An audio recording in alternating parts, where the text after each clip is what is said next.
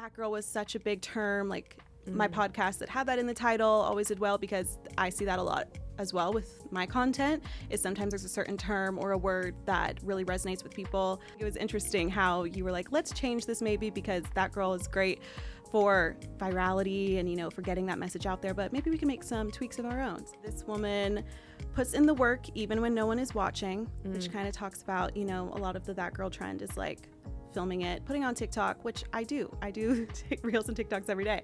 But I think putting in that work, even when no one is watching, really means like you're going after it, and can sometimes mean more when you're not like showcasing it to the world.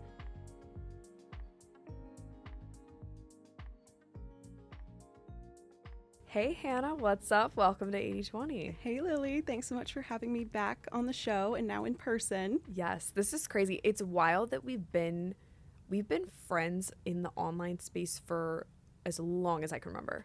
Like I don't even really remember like what initiated it, but we've known of each other and worked together for a very long time. I just remember you were still on YouTube at the time, so it's been that long. Yeah, so like high school maybe? Yeah, I think it was high school. When we were in high school probably. That's crazy. And this is the first time we've ever met in person. Yeah. It's wild. And I've just like loved like cheering you on and like seeing all the cool things that you've been doing online. Oh my goodness. Well, same to you. I listen to your podcast every week, twice a week whenever it comes out. And You're the best. Yeah, I'm your biggest fan as well. So I love that we're able to do this. I'm so happy to do this. We're going to talk about so many cool things today. But for anyone who doesn't know you, go ahead and give a little intro. Who are you? Okay, so I'm Hannah Ashton. I am a content creator and founder.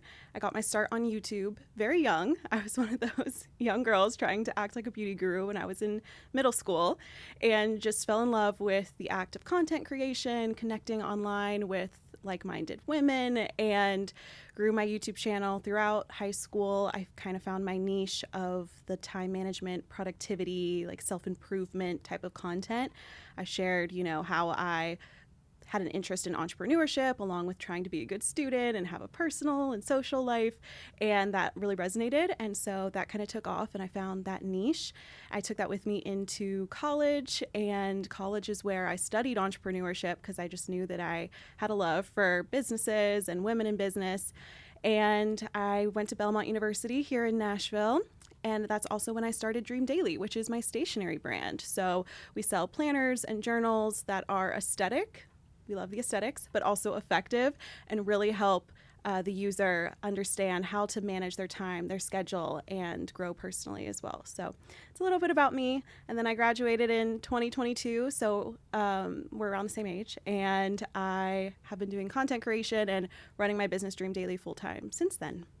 So you've been doing the entrepreneurial life before you probably even knew what it was. Yes, yes. I mean, I was always the girl doing the lemonade stands, selling bracelets in school. Did you ever sell silly bands?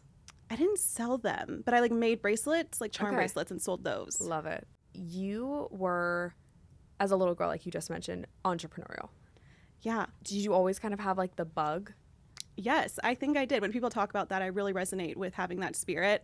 My dad is an entrepreneur, my whole life. He's supported our family on his own business. And my mom's a creative. She was an artist, singer, dancer, actress. And so I feel like a few years ago, I had this revelation. Actually, I think I was talking to someone on a podcast where it's oh, I'm the perfect mix of both my parents, the business side with my dad and then the creative side with my mom.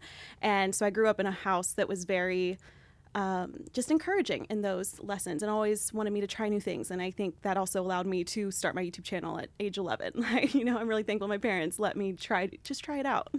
So when you started it at 11 and you brought this idea to your parents, what did they say? Oh, I wish I could remember exactly. I'm sure they were so confused because this was in 2011. So YouTube was a fairly new platform. Did you watch Bethany Moda? Oh, yes. And who else was a beauty guru? Blair Fowler. Yes. I'm thinking of one she did, same genre, DIYs, Bath and Body Works, candles, all that stuff. Lore DIY, yes. Alicia Marie, all those girls. The OG YouTuber girls. I loved them. And so I wanted to be just like them at age 11. Same, yeah. And so for one of my birthdays, I asked for this pink HP mini laptop and just used the camcorder on that and started taking photos and videos with this laptop camcorder of my American Girl dolls. That was my first YouTube channel, was about American Girl dolls, how to, style them. I did stop motions with them. And then it kind of, as I matured and got older, it moved into beauty and then lifestyle. And here we are today. Nowadays, your main focus is Dream Daily. That's my main focus outside of YouTube still. Like, because Okay. YouTube's still my main thing. Okay. I kind of split my time 50-50 depending on the week. Sometimes Dream Daily takes over, sometimes YouTube and content creation takes over. My end goal is for Dream Daily to be the main thing, kind of actually like 80-20, like 80% Love it. Dream Daily business and then 20% sharing my life online. But right now it's about 50-50. Okay. Let's talk a little bit about Dream Daily. So you created this planner in your freshman college dorm? Yes. Okay, yes. tell me about it. So I got to college, really excited. I felt like I had this toolkit of, time management, strategies, productivity. I read a ton of like self-help, Atomic Habits I read like in ninth grade. it. So Yeah. I've always been someone super interested in that. And so I came to college ready to use my toolkit, and it really did help me. Like freshman year of college, I was like, okay, I feel like I got the groove of this. I have my routines in place. I have my planner I was using at the time. But then I would get questions on my YouTube channel and in person from friends I'd meet at school being like, how do you do this? Like, how do you set up a morning routine so that you can have some time before your 8 a.m. class? And, questions like that. And I realized that there also wasn't a planner on the market that saw me as more than just a student. Like all the academic planners were like, okay, you're a student, here's your day-to-day in school. Meanwhile, I was doing YouTube as a job and, wanted to continue personal development and do all these extracurriculars. And so I wanted a place, I ended up calling it the Dream Achieve Workbook, which was a planner, a 6-month undated planner, and a goal setting workbook in one. So it kind of guides the user through how to do all these things that I learned how to do in high school and was taking with me into college. And it was a cool product that I could share with my audience that they could follow along with my videos, because I loved doing content about, how to set up your routines, take care of yourself, prioritize your wellness, well-being. But now I had a product that they could use as well to like really help them in their own lives. So it was partly for me and then also for my audience. And then I immediately, once I launched that in 2019, the summer between my freshman and sophomore year. So I worked on it all freshman year, launched it before my sophomore year. And then I fell in love with having a product business. I don't know what it was, but it was just so, for lack of better words, like tangible. I had a tangible product in front of me. I was able to work on it, to design it, to work on the websites. I just loved all the aspects. And so I decided I wanted to continue with adding products throughout college. It really helped that my major was entrepreneurship, so I could use my classes with my business. Like in our classes, we'd have to work on a business and I could work on Dream Daily. Wait, that's so convenient. Yeah. Did you find that a lot of students had businesses in that major? I would say everyone had to have like even a fictionary business to work on, but maybe like 15% of the class to 20% had an actual business that was running, they were making money from, or that they planned to launch. Cool. Yeah, That's so cool. I loved my program at Belmont with entrepreneurship. I think if I was in a different major, maybe it wouldn't have resonated as much because I was making money from YouTube. Every girl who started that YouTube channel young's like, should I drop out? Like, should I even go to school? Should I move to LA? No, literally. Everyone asks themselves that. And I think if it wasn't for that program and me getting to use my business in my classes, it made me really excited to go to class, which is what college is supposed to be. So really thankful for that, and just decided my senior year that I was going to hustle, put in the work that senior year to be able to do both things full time and work for myself once I graduated. So you graduated and you already knew that you weren't going to get a 9-to-5. Right. I thought, you know what? I've been doing school and YouTube for years and years at this point, and I have this business that I'm really passionate about. I want to see where it can go. How did that feel? Like when you told your friends, like, I'm not going to get the 9-to-5 or I'm not going to go to grad school. How did that feel like in your friend groups? Oh, I've never thought about it in that way. How did it feel?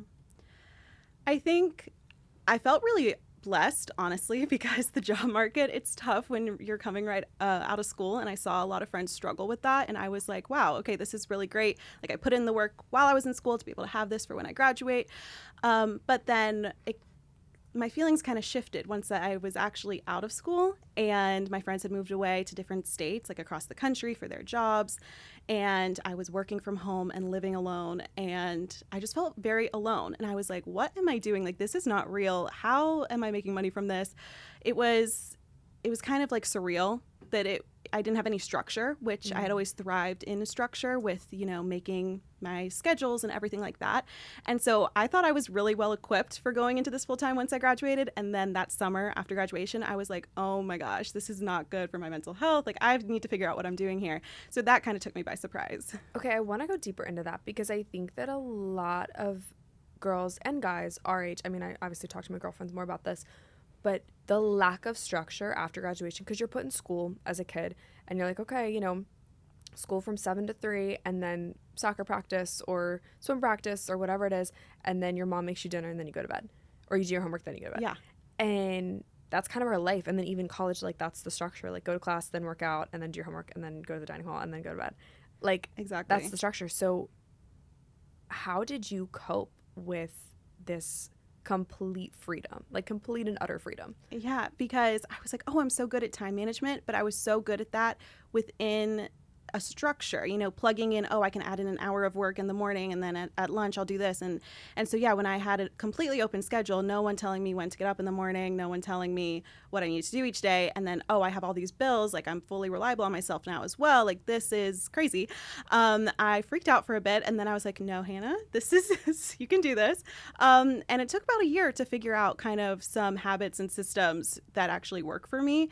Like, one thing, obviously, having your morning and your night routine is like the caps to the beginning and the end of the day, and having that be consistent, because the middle of my day is never consistent.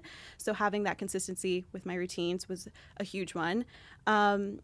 This wasn't until about 6 months later, but getting a very small like office space that I could go to get out of my studio apartment, because again, just like working and living in the same space, it really affects your mental health after a while. I think a lot of people noticed that during the COVID, pandemic, when we had to work from home and do school from home. It's really nice to be able to separate those aspects of your life. So having a small space to work from, and then making sure I'm making plans with people frequently. Like, I would go days without interacting with another person, and I was being super productive. I was filming a ton, editing a ton, but I had never felt so lonely before in my life. And I was like, what is happening? And so I made, plans with friends weeks in advance, and then, would tweak them when the week would come, just so I knew, like, okay, tomorrow I'll see someone, or I'm going home this weekend, or my boyfriend will come up on the weekend, so I just need to see someone on Wednesday to like make it till then, or something like that, which I never thought I would be so meticulous about social plans, because in college it just kind of happens, like everyone's around, it's like, oh, it's, free for all. But I feel like post-grad, you really have to be specific when you're making those plans, because that allowed me to then structure my work around the social activities to make sure it was all good for my mental health. I so resonate with that, though. Like, I'll catch myself working from home, not going out to a coffee shop, not like leaving my spaces, and then all of a sudden I'm like, why am I so sad? Yep. And then I look at the calendar, I'm like, oh, it's Thursday and I haven't seen any friends this week. Yeah. I've just been in my little bubble. And it is so true. I was reading Find Your People for the second time by Janine Allen. Have you read that book? I haven't, but I know you've talked about it a lot. It's really, really good. You should definitely read it. Okay. I think everybody should read that book. But she's talking about how people thrive in community, and unless you actively place yourself in places that other people are going to be, it's so easy to like hole up and just like chill in your apartment, because it's like you got your TV and like your food and like, and like, if you're anything like me, I know you are, we will just like work and work and work until it's like, okay, maybe we should like actually like stop and go to lunch. Right. Like, I have such like a workaholic problem.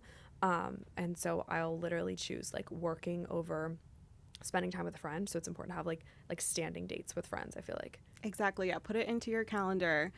I know I would feel guilty about taking a lunch break, and I'm just like, this is not good. I think it was also the stress of working for myself full time and like having those bills due and things, and it all relying on me. It was a lot of pressure. And so if you're someone in college thinking like, oh, I have the means to maybe do it full time post grad, obviously I'm still doing it 2 years later, and it's great. But just keep in mind those things, and maybe you want a job for your first year out of post-grad to help relieve some of that transitional stress. If your friends are moving away, you're moving to a new city, and you're working by yourself, for yourself full-time, it could be a lot of change at once. And so maybe just keep that in mind when you're making your post-grad decisions. Yeah, or even like I was talking to one of my friends the other day, and she was saying how she felt really lost in her new city because she just moved here for a job, but it's a remote job in this city that she moved to. So there's no office to go to, but she moved there for the job. And I'm like, girl, why would you move there for a job that's remote, that you're not going to go into an office? And then, yeah, it's like headquartered there, but like nobody goes in the office. Yeah. So I'm like, you literally moved without a single like solution to meeting people. It's insane. Yeah. I love Nashville for that fact. Is, like I said, a lot of my friends moved away after college, which I wasn't expecting, and I was like back to square one. Was originally the plan for a lot of people to stay, do you I think? don't know if it was the plan. We just didn't talk about it. Like Okay. we, and also job offers come in, the last few months of college. And so it's like, oh, one of my friends moved to New York, one of them to LA, one to Wisconsin, got married. Like it was just total life switch. And something I love about Nashville is I feel like everyone is really open. There's so many people moving here all the time. It's growing very quickly, but that means that also people are looking for friends. And so I've, in the past 2 years, really put myself out there, and through Bible studies, through just friends of friends, I now have 2 neighbors in my apartment building that I see on a regular basis. Like, Oh, that's the these 2 best. girls are, I love them so much. And I'm like, wait, this is so cool. Like, if I wasn't putting out the aura that like, oh yeah, I want to meet people, I want to make friends, like put in the time to go on a walk in the middle of the day or to go to coffee to meet someone. If I wasn't putting in that work, then I wouldn't have these new friends. And so it does take a lot of effort and work, but it's so worth it in the end.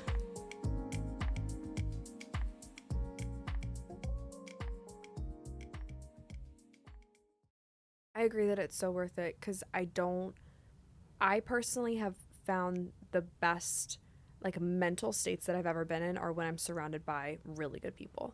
Me too. I thought I was an introvert, and then I lived alone, and I said, no, I need people. I need to be around people more. I was going to ask you actually if you think that you're more introverted or extroverted. Yeah, I always thought I was introverted because I do love my alone time, but I think I'm definitely extroverted. So much so I even, this past summer when my lease was up on my studio, I said, I'm going to get a roommate again. I feel like I was taking a step backwards because everyone goes from living with roommates to living alone and stuff. And I was like, no, I lived alone. I hated it. That's okay. I'm still independent with still wanting to have someone, to be around at the end of the day.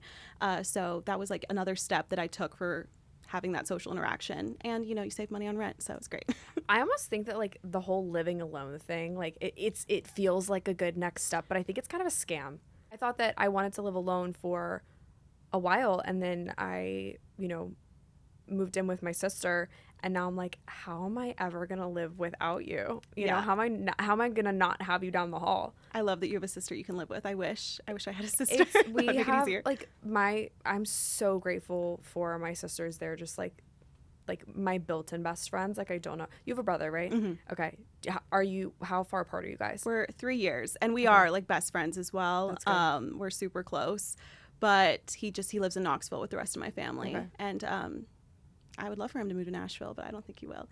But yeah, going back to living alone, I always thought I would love living alone. I was looking forward to it, and then it happened, and I'm like, it's not all it's cracked up to be, unless, for some people they love it, but just it doesn't have to be your next step. Like if you love being in your 20s, living with people, having someone to run to Trader Joe's with, or just to, stay in and watch a movie night, like it's a built-in person that you can always have around to do fun stuff with. And I feel like in your 20s, you might as well. Right. It's like we're supposed to be doing a ton of fun stuff. Did you watch the TV show Friends? Yes. I love it so much, and I loved just like how they always were together, and they always like lived together, lived across the hall, like did everything together. And I tried to kind of like model my life now off of that to some degree, because I saw how they were in their 20s. They, over the course of the show, like you're watching them build success, and I think that that's just like so cute and sweet, and they're like celebrating their successes together, and it's like so heartwarming. Right. It's so sweet. That's everyone's ideal, I mean, it's so utopian to like live with all your best friends and Right. have so much fun and go through life stages together. And so I know I love how you love that show.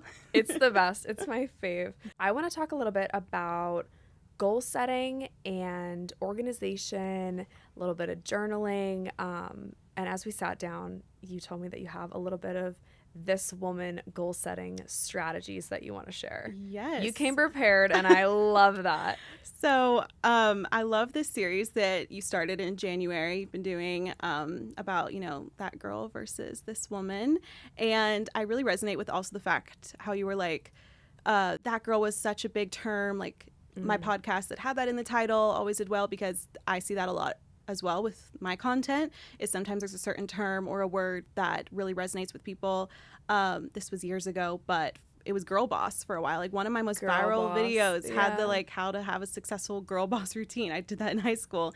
But then over time that term maybe changes. And so now, you know, we kind of use it, I don't know, ironically, the term girl boss. So I just think it was interesting how you were like, let's change this maybe, because that girl is great for virality and, you know, for getting that message out there, but maybe we can make some tweaks of our own. So I really liked that. Thank you. So yeah, I was just thinking about this woman and the series you've been doing and how it applies to goal setting, because a big part of that girl is improving your life and goal setting. And so you can kind of tell me your thoughts on these as well. Okay, let's hear it. I'm so excited. Okay, good. The first one is, this woman makes goals that align with what she actually wants and not what Pinterest says she wants. Oh, I love it. I love this one so much. And I feel like a lot of times when we're making our vision boards or just thinking of goals, we go to Pinterest, which I love. I would go on there every day. But I think a lot of times we see similar images because it shows you that same aesthetic over and over again. And then you think, oh yeah, I do want this style of house, or I do want this type of relationship, or I want to start a business. And maybe deep down you actually don't, or that may not be what you actually want out of your life in the next 5 years. So I feel like just taking time to really hone in on that, what you actually want. And I think this takes a lot of journaling, which I know you're a big fan of. 100%. And honestly, you know, I've been reflecting on this idea a lot in my own life. Kind of, you know, what do I want as an individual versus what do the people around me want for me? And so kind of similar to Pinterest, like Pinterest is feeding you ideas, the algorithm's feeding you ideas, and so are the people around you. Yeah. And so it's like, you know, is this my dream or is this my sister's dream? Or that influencer's dream that you see? Yeah, exactly. You know, and so I love that point. Okay, the next one is, this woman puts in the work even when no one is watching, which kind of talks about, you know, a lot of the that girl trend is like filming it, putting on TikTok, which I do take reels and TikToks every day. But I think putting in that work even when no one is watching really means like you're going after it, and can sometimes mean more when you're not like showcasing it to the world. I so agree. When I stopped posting my morning routine, I felt like it just went so much deeper, because I wasn't just picking up this, you know, book with a quote in it for show. Like I was actually instead picking up a devotion book or reading my Bible and journaling and actually doing things that mattered. Yeah. And it literally changed my life. And not posting about it on Instagram, huge game changer. Not that you can't post about it, but like don't do it because you get just to post about it. Yeah, for sure. And I've had to make that distinguishing point as well with showing, like that's my job, is to show morning routines and to show like my little vlogs and stuff.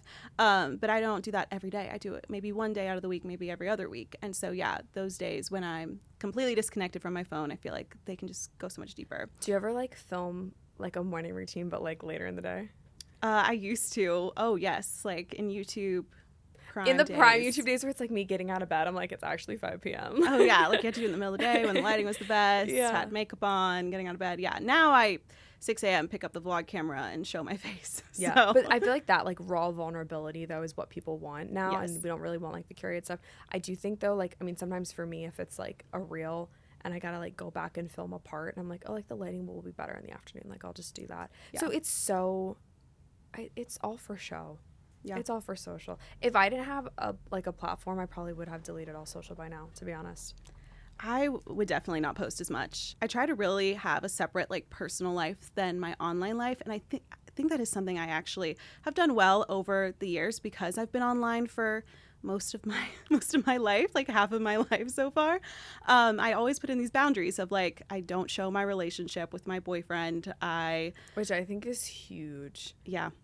It's huge. Sometimes I'm like, I regret it because that's also the content that does so well. But in the long run, I know it's better for relationships. And like my family, I don't vlog when I'm on a family vacation or when I'm home with them. Like I really try to have these boundaries, and I think that helps a ton with knowing like what habits I'm doing just because they look good on Instagram, and what habits I'm doing because they actually are helping me in my life. So the next one is, this woman knows that her personal life goals are just as important as her career goals, kind of going along with that point, this is something I am teaching myself, especially this year, because I'm so business oriented and like want to grow Dream Daily, want to grow my personal brand and all these things. And I started putting in more goals for my relationships, for like sports, getting back into those hobbies that I loved when I was a kid. And it is so fun. I love it. It's like the year of fun. I'm going out to the pickleball courts. I'm going figure skating, golfing, like just getting outside and doing goals and hobbies that are not just career related. I love to hear you say that, because I think for so long I was under the impression that a goal had to be a career goal or a goal had to be a school goal. Because I think, I don't know, like in second grade, they're like, all right, set your goals. And it's like, I want to get an A on the spelling test. And you're always kind of focused on like, okay, how can I elevate for the sake of performance, and not really like, okay, how can I elevate my personal life? So it's like getting in check. It's like, for the first time in a really long time, I journaled like, okay, I've been single for like almost 3 years. And it's been the best thing ever. And I've been like afraid to get into a relationship. So for the first time I journaled, I was like, I would be okay if the opportunity presented itself. Like maybe this year, maybe not. If it's in the cards, like that's cool. But I'm like, okay, a personal goal would be potentially a relationship. Could be kind of cool. Yeah, just a little addition to your amazing life already. Right, exactly. And I agree. I think that honing in on really what you want as a person is so important. Podcasting is incredible, but like it's all virtual. Like it could be gone tomorrow. Yeah. This is kind of an interesting take, but when I was in school, the thing that lit me up, that got me so excited to get up in the morning to go do my day, was my business, was Dream Daily, and was YouTube. And now doing that full time, and maybe someone out there who does their business full time resonates with this, but they kind of took a lot of that excitement out of it, because then it feels like a job, which I know a lot of people say that when they, make their side hustle their full-time thing, is like, it now has become a job. Like, yes, I love it. I love to do it, but I needed these little personal parts of my day, like reading. I got into fiction reading, which I had only ever read nonfiction in high school. But at the end of college, I was like, no, I need some fantasy. I need some fiction. I need stories that aren't relating to my life. Getting outside, doing sports and hobbies. I now look forward to that in my day, maybe. And my business is just like, oh, this is just the day to day. Like, I'm not getting so much self-worth from my business, which I feel like is actually a really good thing, because that's a huge thing. Especially with social media, like you can't get your worth from the numbers or the revenue in your business. It fluctuates so much, and a lot of it doesn't have to do with actually you. It's just the world and the economy and everything. So having these little parts of my day that can take me out of it have been so helpful.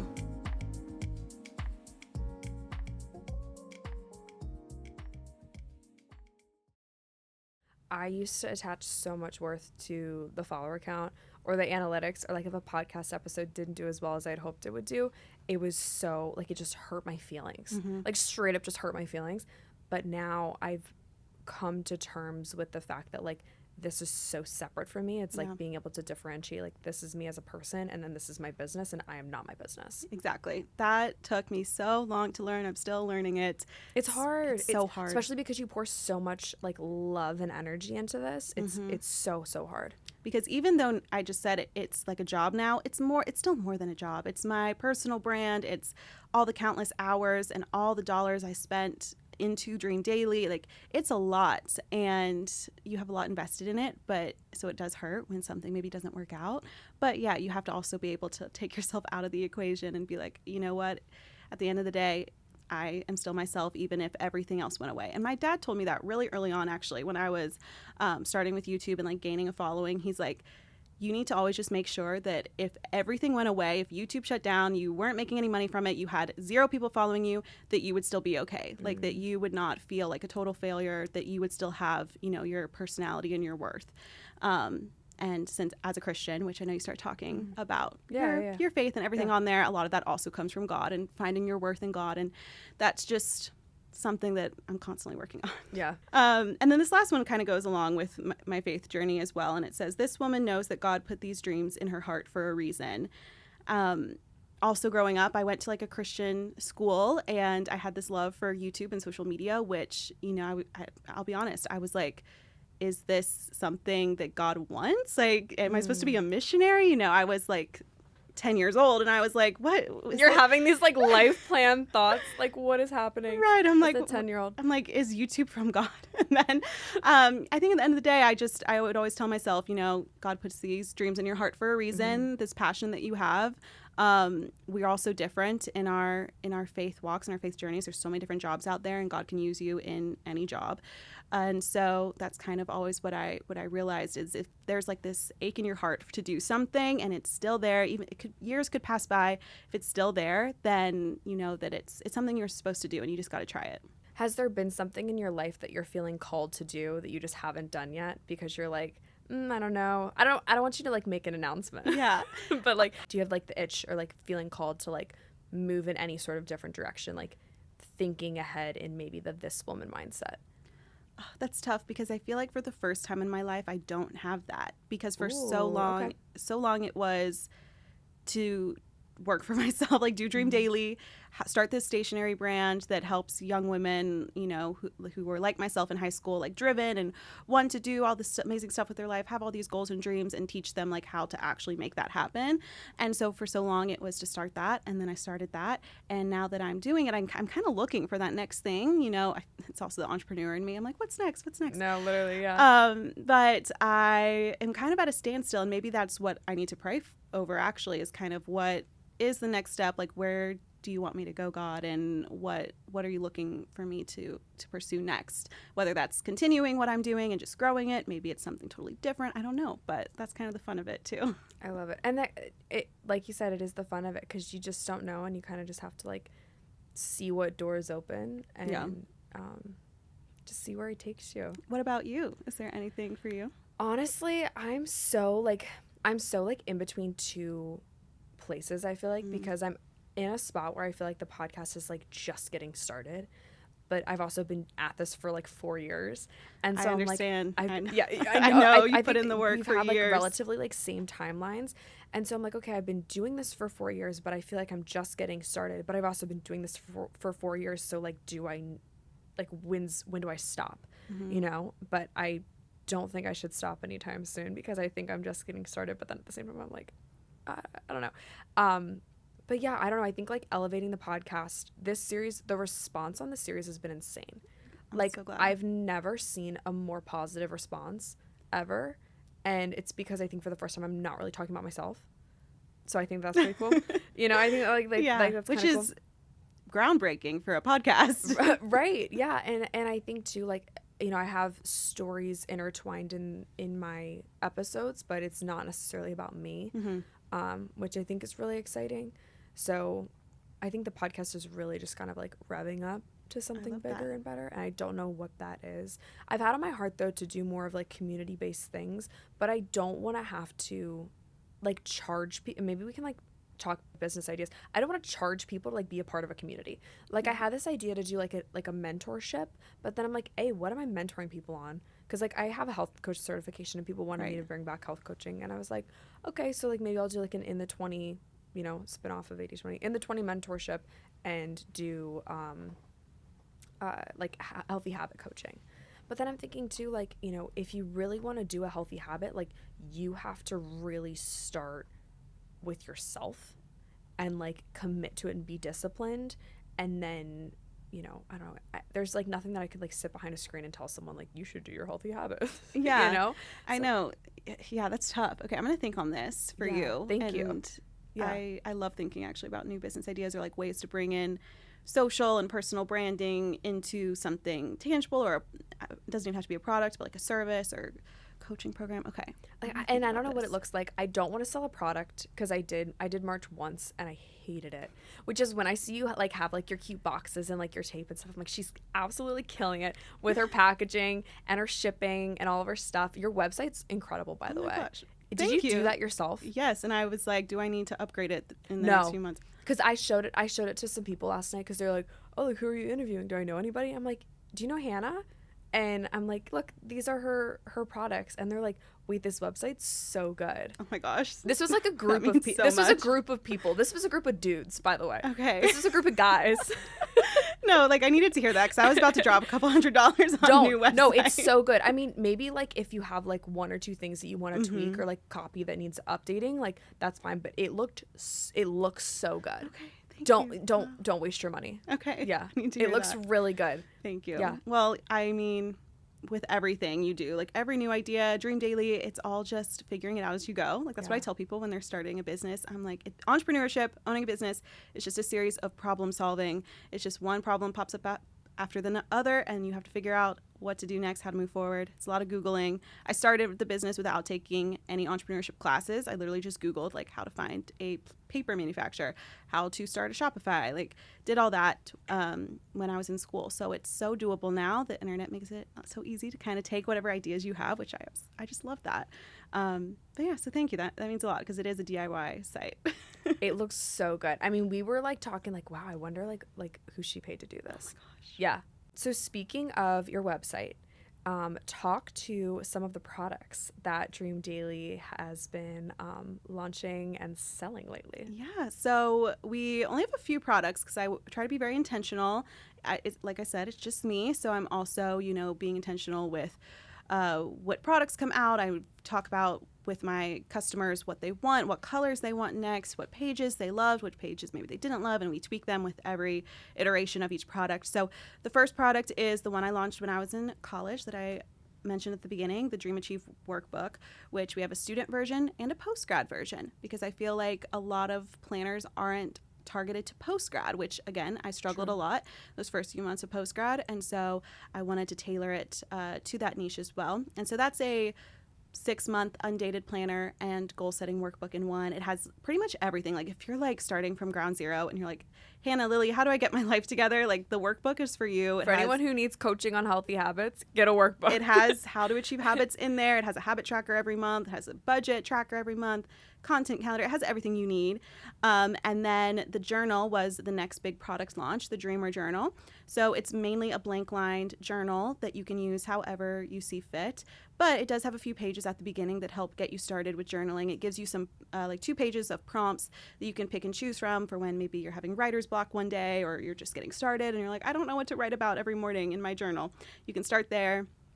And so I wanted to create something that was versatile for people who had never picked up a journal and for those who maybe have used something like the 5-minute journal and they're like, okay, I feel prepared. I want something that just is open and blank pages that allows me to take it where I need to go.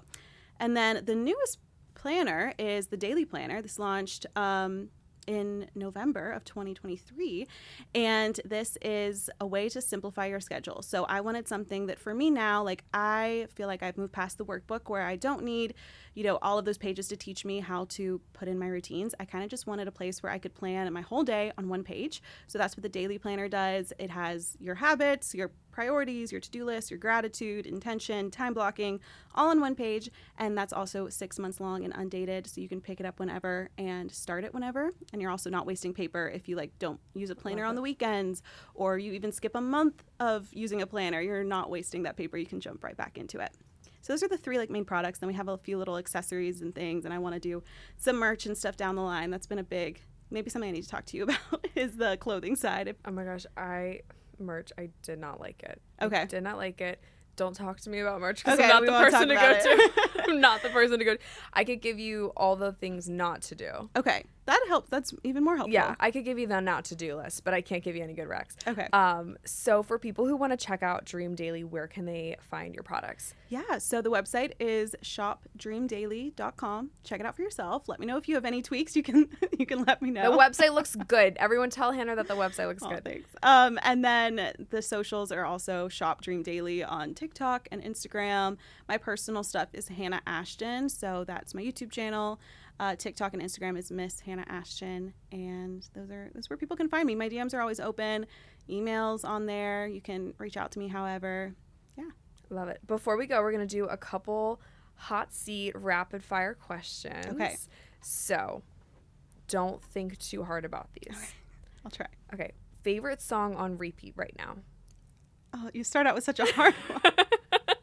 What's like your go-to, like when you get in the car, like you're like this one? I listen to podcasts. Okay. Okay. No. Oh, okay. Okay. But okay, it pretty much is so basic. Anything Taylor Swift. Like I'm not someone who tries out new music, which is a shame for living in Nashville. I really didn't fit in at Belmont in that regard. I like what I like. Do you like country? Yeah, I Okay, love okay. country. Oh, you know what? Like a good jazz playlist. I love Yeah, I like can just appreciate some a good classic jazz jazz. I will put that on every morning when I'm getting ready and stuff. Love it. That's such a like chill way to get ready. It's the best. Honestly, sometimes I feel like music without words is the way to go Mhm. because I think too much already and I don't need more words in my head. Yeah. Okay. Favorite day of the week? In college and stuff, I'd probably say Mondays because I was ready to get after it. Okay. And now, probably like Sunday. I because that's the day I mainly rest, Love it. recharge, not on my phone as much, get outside, that kind of thing. Look at that mindset shift. I love Yeah, it. it's changed a lot. Love it. When do you feel most inspired?